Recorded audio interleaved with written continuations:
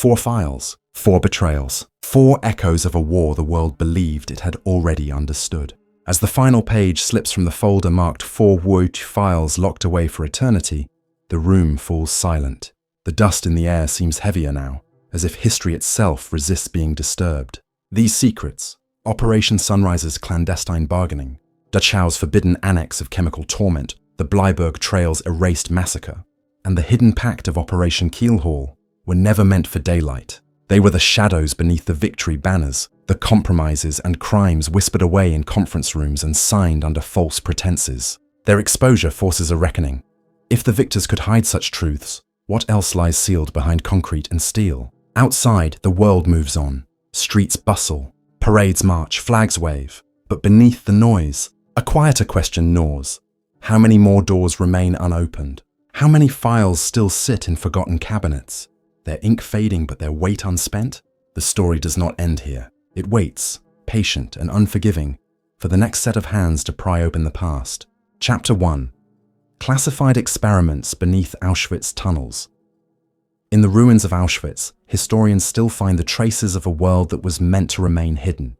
Beyond the crematoria, the watchtowers, and the barbed wire lay an underground system of tunnels that official tour guides seldom mention.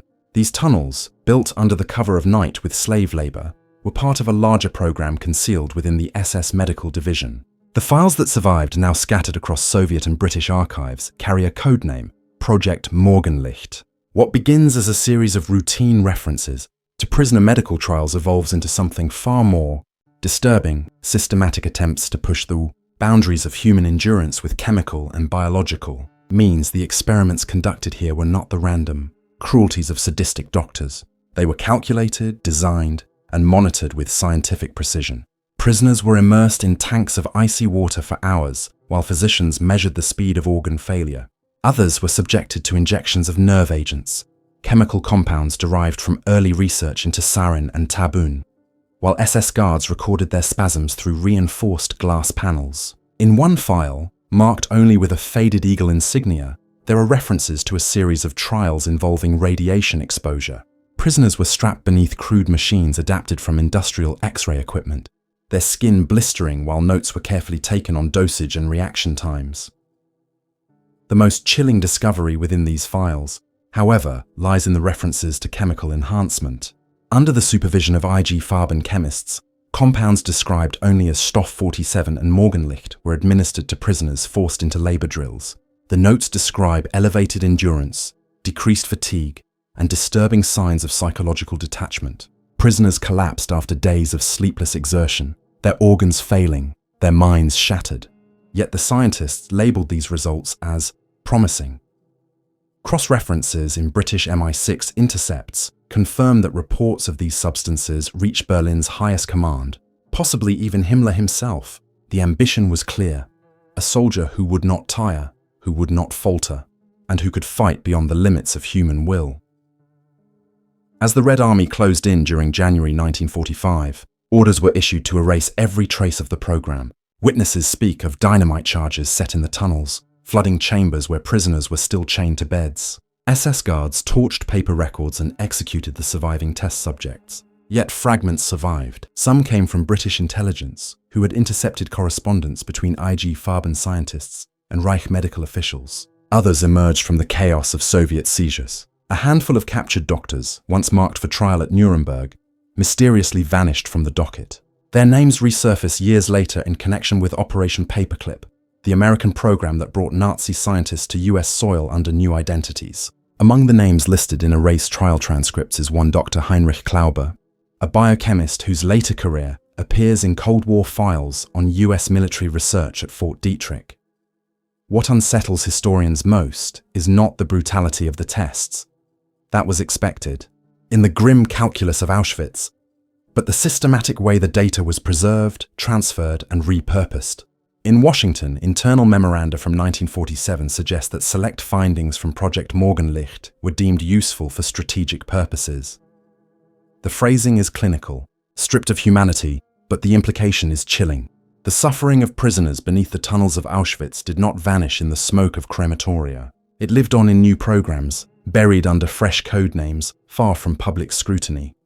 The photographs that survived are few, but haunting. Grainy images depict long concrete corridors lit by bare bulbs, medical stretchers lining the walls, and crude tanks filled with water-stained black with time. In one blurred image, men in lab coats bend over a figure strapped to a gurney, the face obscured, the outline skeletal.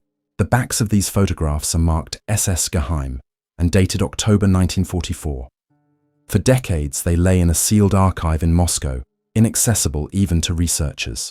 Only after the Soviet collapse did fragments emerge, handed quietly to Western journalists and later smuggled to academic institutions.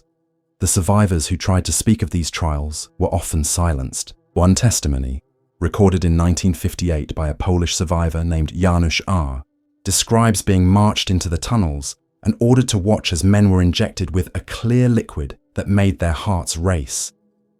He spoke of prisoners who fought invisible battles with their own bodies, running until their muscles tore, collapsing in convulsions. His testimony, however, was dismissed as delusional, his records filed away in psychiatric archives. Only decades later, when MI6 cables surfaced, did fragments of his story gain credibility. The moral weight of these discoveries is unbearable. The Holocaust is already a monument to unimaginable suffering, but within these hidden tunnels, the suffering was converted into data, numbers, charts, chemical formulas. This was not only genocide, it was experimentation under the guise of progress. And the question that lingers is how much of that progress was quietly adopted by the very nations that claimed to liberate Europe. The program was designed to vanish. Its leaders were ordered to kill the witnesses, destroy the evidence, and bury the tunnels beneath rubble. Yet history has a way of leaving traces. The faintest of records, the faintest of testimonies, resurface in fragments of files, scattered across continents. When pieced together, they reveal a truth that governments have long sought to deny. Auschwitz was not only a death camp, it was also a laboratory of forbidden science, one that shaped the secret research of the Cold War. And that is a truth that nations would prefer to remain erased. Chapter 2: Forbidden Pact between Allies and Nazis. In the official histories of the Second World War, the story is simple. The Allies defeated Nazi Germany through unity, sacrifice, and uncompromising resolve. Yet in the shadows of neutral Switzerland, a different story was unfolding. One of backroom deals, coded cables, and quiet betrayals that never made it into the textbooks. The codename was Operation Sunrise. To the public, it was presented as an early surrender of German forces in northern Italy during the spring of 1945. But when the sealed transcripts and declassified cables are read together, they reveal something darker. A clandestine negotiation between representatives of the American Office of Strategic Services, known as the OSS, and high-ranking Wehrmacht and SS officers desperate to preserve their lives and their networks. The meetings took place in secluded villas around Ascona and Lucerne, where Swiss police discreetly looked the other way. On the German side sat General Karl Wolff, former chief of staff to Heinrich Himmler, a man deeply implicated in deportations and mass killings. On the American side was Alan Dulles, the OSS station chief in Bern, who would later become the head of the CIA. Between them stretched a gulf of blood and ideology, but the war was nearly over, and both sides already had their eyes on what came next: the inevitable collision with the Soviet Union. The German generals offered surrender in northern Italy, but their price was clear. They wanted protection from prosecution, safe passage for themselves and their families, and, most importantly, preservation of their intelligence apparatus. Wolff and his associates argued that their vast networks of spies, informants, and military analysts, especially those focused on the Red Army, would be invaluable to the West. The OSS, with Dulles quietly negotiating, agreed. In cables later intercepted by the British Foreign Office, Dulles wrote of pragmatic necessity and the utility of German assets in the forthcoming contest with Moscow. The phrasing was cold, transactional, and chillingly clear. The Americans were willing to trade justice for strategy. What makes this pact so disturbing is not merely that negotiations took place, but that they were deliberately hidden from the other allies. Stalin, informed of these back-channel talks through Soviet intelligence, erupted in fury. To him, it was confirmation of his darkest suspicions, that the Western allies would cut deals with Nazis behind his back, while Soviet soldiers bled to death on the Eastern Front. In April 1945, as Soviet divisions stormed Berlin, Stalin sent furious telegrams accusing the Americans and British of betrayal. Churchill and Roosevelt denied the charges, insisting the talks were routine. But the documents recovered decades later prove otherwise. The outcome of Operation Sunrise went far beyond the surrender in Italy. It preserved the skeleton of what would soon become the Gehlen organization, named after Reinhard Gehlen, a Wehrmacht intelligence officer specializing in Soviet military movements. Instead of being tried at Nuremberg, Gehlen and his team were quietly whisked into American custody. By 1946, they were operating under US supervision in Bavaria, their archives of Soviet intelligence carefully preserved. This network would later evolve into the Bundesnachrichtendienst, West Germany's official intelligence service, under CIA oversight. Thousands of former Nazi officers, some with direct ties to war crimes, were folded into this new apparatus, their records scrubbed, their names erased from Allied war crimes lists. The full details remained buried for decades, locked in vaults under eyes-only classification, but scattered fragments survive. A declassified State Department memo from May 1945 refers cryptically to the preservation of select German capabilities for long-term strategic utility. British intelligence records reveal frustration with the Americans, who were accused of placing expedience above principle. And in Moscow, the Soviet archives contain translations of intercepted OSS cables, which describe in chilling detail the concessions made to German officers. In one, Dulles allegedly assured Wolfe that future consideration would outweigh present retribution. Such words meant survival for men who should have faced the gallows at Nuremberg. The consequences were profound. Thousands of SS and Gestapo officers escaped prosecution, protected by the very nations that had sworn to bring them to justice. Entire units, once responsible for deportations, massacres and torture, vanished from trial lists. Their crimes were not erased from history, but they were buried deep enough that public outrage never reached them. Families of the victims would never hear the names of those who ordered the deaths of their loved ones. Instead, those men lived in quiet anonymity, employed in new roles under the shadow of Cold War intelligence. The ethical breach is staggering. The Allies had publicly declared their intent to dismantle every vestige of Nazism, to cleanse Europe of its poison. Yet in secret, they preserved its veins, rerouting them into new bodies of power. For decades, the truth of Operation Sunrise was dismissed as Soviet propaganda, one of Stalin's paranoid accusations. Only in the late 1990s, with the release of certain OSS files, did fragments begin to align with what Moscow had claimed all along. The West had indeed cut its deal, and in doing so, it had compromised the very justice it promised to uphold. Allen Dulles, celebrated in American history as a Cold War strategist, carried this stain throughout his career. His decisions in Switzerland shaped the future of the CIA, embedding into its foundation an intelligence network born not of liberation, but of compromise. Karl Wolfe, though implicated in mass deportations, served only a short prison sentence before walking free in 1969. Reinhard Gehlen went on to build one of the most powerful intelligence agencies in Europe.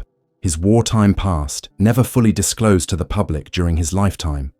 Operation Sunrise was not a surrender. It was a transaction, and in that transaction, truth and justice were the currency spent. The files tell us that what the world celebrated as unconditional victory was, in fact, conditional, conditioned on secrecy, conditioned on silence, conditioned on the belief that the public would never learn what was promised in Swiss villas under neutral skies. And for decades that belief held true. The story of the forbidden pact was erased, and only now do the fragments return to light, demanding to be heard. Chapter 3. Hidden Massacre of Allied Prisoners. The last months of the Second World War were defined by chaos, collapse, and desperation. German forces were retreating on every front. Cities were reduced to rubble, and command structures were fragmenting. Amid this disintegration, a crime unfolded that few outside classified circles have ever spoken of. It is known only through fragments of an American intelligence file labeled Case File K331. The file, partially declassified in the 1970s but heavily redacted, concerns the fate of more than 600 Allied prisoners of war held at Stalag Meifthe B, near Falling-Bostel in Lower Saxony. Official records long claimed they were liberated by advancing US troops in April 1945. But testimony buried within military archives tells a far more horrifying story. Stalag 18th B had been one of the largest prisoner of war camps in Germany, housing tens of thousands of captives throughout the conflict. British, American, French, Soviet, and later Italian prisoners after Mussolini's fall.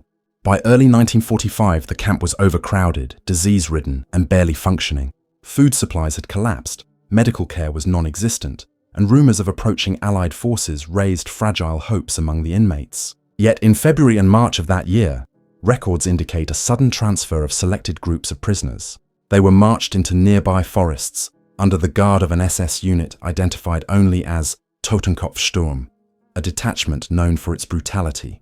The official narrative maintained that these transfers were for evacuation deeper into Germany, away from the front. Case file K331 suggests otherwise. Surviving testimony from German guards, preserved in interrogations but sealed from public record, describe what happened next. In the woods outside Fallingbostel, the prisoners were forced into clearings at gunpoint. Machine guns were set up on the perimeters. Some accounts mention flamethrowers brought from abandoned panzer units, their nozzles hissing in the cold air. The executions were methodical, not chaotic. Staggered waves of prisoners mowed down and then set ablaze, their bodies concealed in shallow pits, later disguised as shell craters. Villagers in the area reported hearing the gunfire and smelling burning flesh for days, but their testimonies were suppressed when Allied investigators arrived after the war. Why would the SS commit such an atrocity so close to defeat? The file suggests it was an order handed down from higher command to prevent the prisoners from being liberated. To Nazi leadership, the mass of captured Allied soldiers represented not only manpower, but also witnesses, men who had seen the collapse. The conditions, the last desperate cruelties of the Reich. Eliminating them removed potential testimony at future trials. It also carried a symbolic weight. If Germany was to fall, it would drag its enemies into the grave alongside it. When American forces entered Fallingbostel in mid-April 1945, they reported finding an empty camp, the barracks abandoned. Photographs from the period show neat rows of bunks, clothing left behind, and food supplies untouched, as though the prisoners had departed in haste. Official communique to Washington described the liberation as successful, yet curiously, the names of more than 600 prisoners never appeared in post-war repatriation lists. Families were told their loved ones had fallen in combat, their records quietly altered. Case file K331 contains the lists of those men, marked in red pencil as accounted for. No further details are given. It was only through post-war interrogations of captured SS officers that fragments of the massacre surfaced.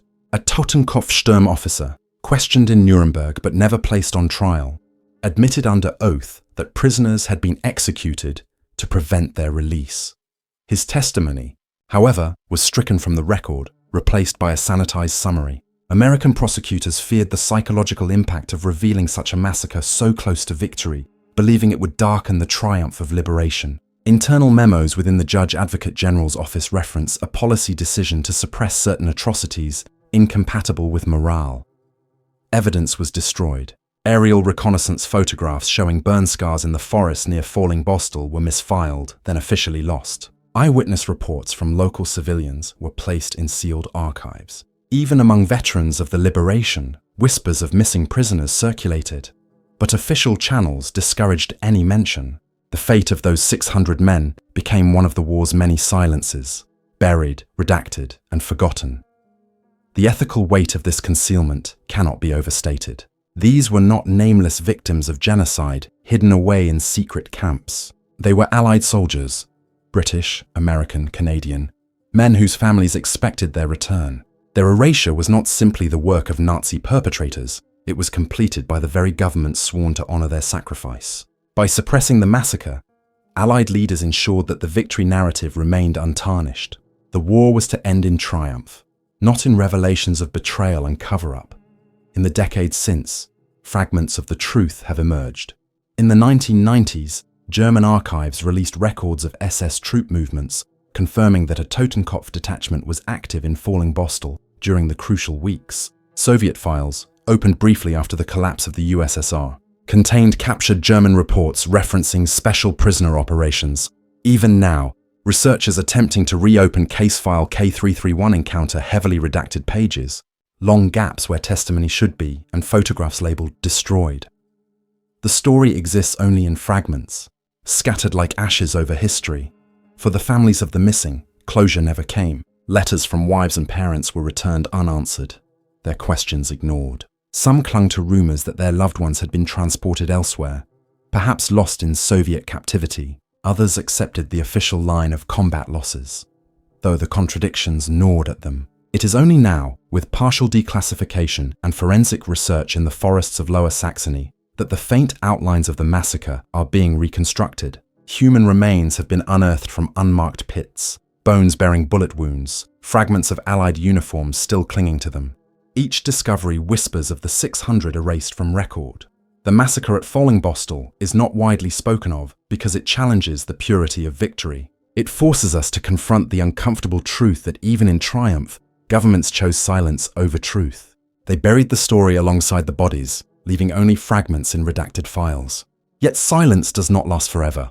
The traces of case file K331 remain, refusing to vanish completely. They speak to a hidden massacre of Allied prisoners, one that history tried to erase, but that memory, however fragile, still demands we remember. Chapter 4. Erased Soviet Atrocity in Poland. The story of the Katyn Forest Massacre is one of the most bitterly contested tragedies of the Second World War, not only because of the atrocity itself, but because of the decades of lies that followed. In the spring of 1940, under direct orders from Joseph Stalin and the Politburo, the Soviet secret police, the NKVD, executed more than 20,000 Polish officers, soldiers, intellectuals, priests, and civil servants. They were men captured after the Soviet invasion of eastern Poland in September 1939, when the Molotov-Ribbentrop Pact divided the nation between Hitler and Stalin. Official Soviet records, declassified in the 1990s, contain the chilling signatures of Lavrenti Beria, head of the NKVD, authorizing the liquidation of the prisoners.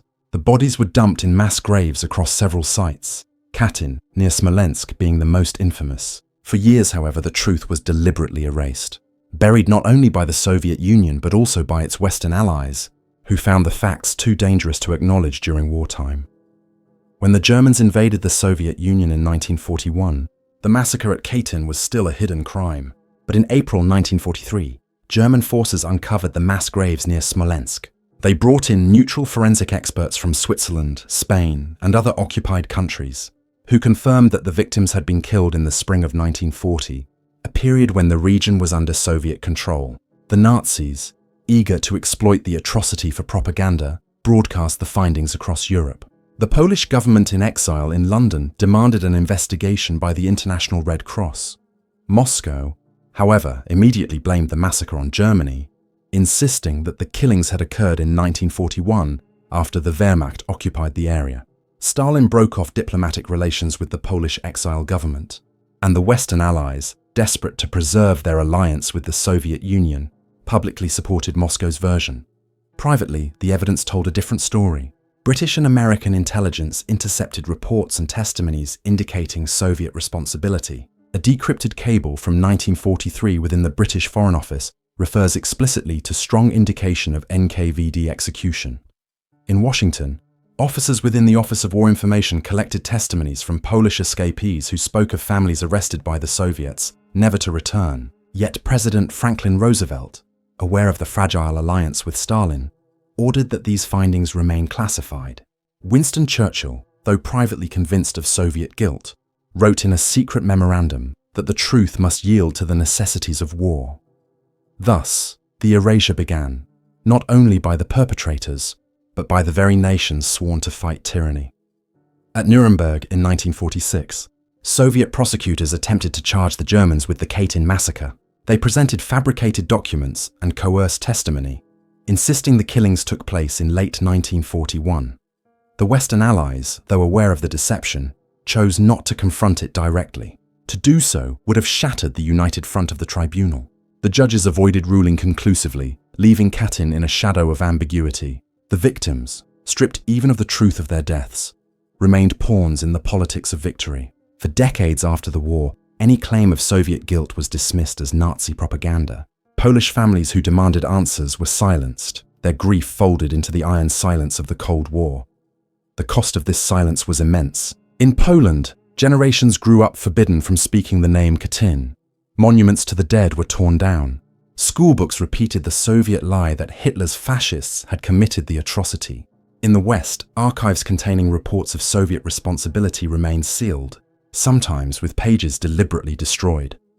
US congressional committees in the 1950s, investigating the massacre, uncovered damning evidence, but their findings were classified and buried, deemed too explosive to release amid Cold War tensions. The victims' families received no recognition, no acknowledgement, only the cruel weight of uncertainty. It was only in 1990, as the Soviet Union crumbled, that fragments of the truth were finally admitted. Mikhail Gorbachev, under pressure from Poland's solidarity movement and international scrutiny, acknowledged Soviet responsibility for Katyn. In 1992, Russian President Boris Yeltsin handed over copies of Politburo documents authorizing the massacre, bearing Stalin's signature. Yet even then, much of the full archive remained locked. Russian officials insisted the matter was historically resolved, but survivors and scholars pointed to missing files, redacted pages, and a pattern of continued obfuscation. Some of the burial sites remain unexcavated, their dead still silenced beneath the soil. What makes Katyn uniquely haunting is not only the crime itself, but the conspiracy of silence that followed. It reveals the extent to which truth can be sacrificed on the altar of geopolitics. The Allies, who proclaimed themselves defenders of freedom and justice, colluded in suppressing one of the greatest war crimes of their time. They did so not out of ignorance, but out of calculation. To preserve the alliance with Stalin, they abandoned the memory of 20,000 murdered Poles. It was a betrayal that still reverberates through Polish history and identity, a wound reopened every time the subject is raised. In the quiet forests of Katyn, the graves remain as a silent testimony. The trees whisper with the memory of shots fired at the base of skulls, of men who fell forward into pits, bound and blindfolded. Each year, families gather at memorials, reciting names long denied official recognition. They speak not only for the dead, but against the decades of enforced forgetting. The truth, once erased, has returned, but scarred and incomplete, its pages missing, its voices silenced forever. The Katyn massacre is more than a Soviet atrocity. It is a mirror reflecting the moral compromises of the Second World War. It shows us how victory was not clean, how alliances were forged in lies, and how the truth itself was buried beneath political necessity. It is one of the darkest chapters of suppressed history, a secret that was meant to remain erased. Yet even the most carefully hidden graves cannot stay silent forever. In the shadows of Smolensk, the silence of Katyn continues to speak, a reminder of how much of the war remains untold. The war ended, but the silence endured. Files were locked, testimonies erased, graves hidden under forests and rubble. What we have uncovered are only fragments, 4 stories torn from classified reports, once sealed with the command to destroy. Yet even fragments can reveal the weight of what was lost. The secret tunnels beneath Auschwitz, the forbidden Pact in Swiss villas, the massacre buried in Fallingbostel forests, and the atrocity denied for half a century in Katyn. Each one challenges the narrative of clean victory. They show that the Second World War did not simply end in liberation and justice. It ended with compromises, betrayals, and deliberate acts of forgetting. The question that lingers is how many more files remain hidden, how many more truths lie buried in archives across Moscow, Washington, London, or Berlin. What we know is that history is never whole, and silence is never permanent. These secrets resurface because paper burns, but not completely, because memory fades, but not entirely, because truth may be erased, but not forever. And so the shadows of war continue to whisper, urging us to look deeper, to ask harder questions, and to prepare ourselves for what might still remain locked away, waiting to be uncovered.